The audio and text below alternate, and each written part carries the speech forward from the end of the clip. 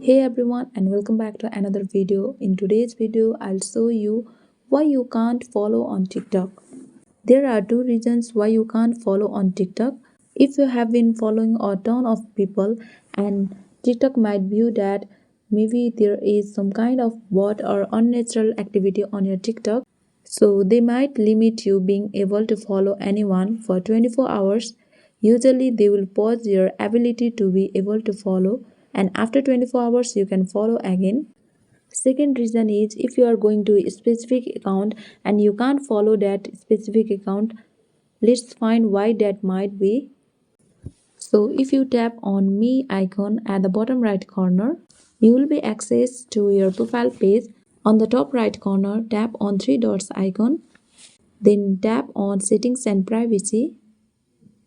When you enter on settings and privacy section, tap on privacy, and after that scroll down at the bottom of the screen and tap on blocked account. So the main reason why you might not be able to follow one specific account, that person might have blocked you. So these are the reason why you can't follow.